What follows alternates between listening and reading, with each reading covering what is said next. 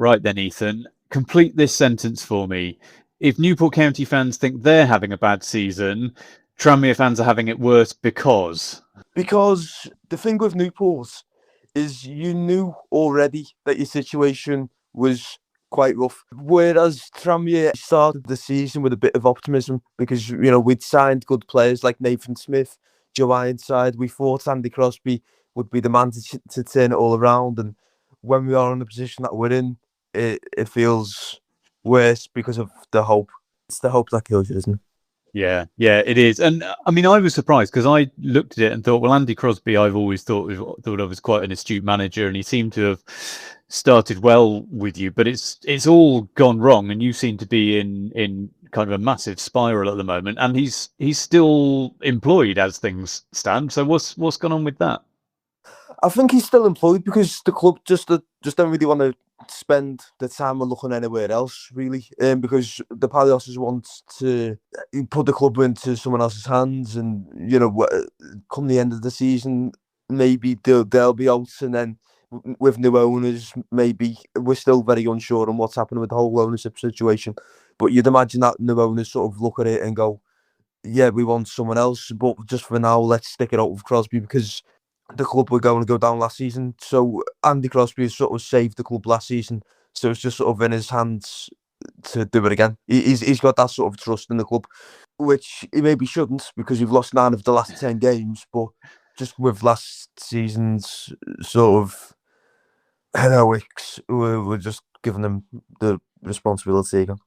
Yeah, I saw an incredible stat earlier, which was that Tranmere fans with kind of normal season tickets at Prenton Park, it's cost them £100 per win that they've seen this season, which suddenly makes my season ticket at Newport County feel like incredibly good value. You lost yesterday at Crewe. You took the lead and then they came from behind to win 2-1. And it just feels as though everything is going against you at the moment. And looking at it from outside, I've been saying to anyone who'll listen, I think Tuesday is massive because if Newport County were to beat Tranmere, I think psychologically the blow that would strike to you guys would mean you would get sucked into the relegation scrap. Is that how you see it? It is, but I think that there's a possibility that you do beat us, to be honest, because as I said before, we've lost 9 of the last 10 games. And you come into the game with a bit of structure, whereas Tranmere just sort of looks like if you put anything on us, we just crumble. Like yesterday, we started quite well. The first hour was quite good. And then that Andy Crosby takes off the goal scorer, James Plant, who had been doing well for energy reasons, even though the lad's only 21.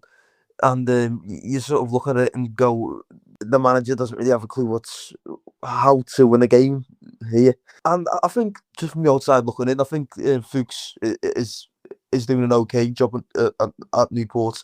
So I think there's a possibility that you do beat us just because you've got that bit of structure going on and it's at your place. And I suppose looking at what you might bring to the table then, if Tranmere are going to come to South Wales and get something, how are you going to set up?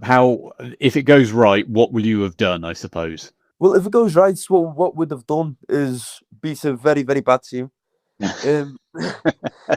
Joe Ironside is meant to be the player that scores your goals, but he's not really clicked, to be honest.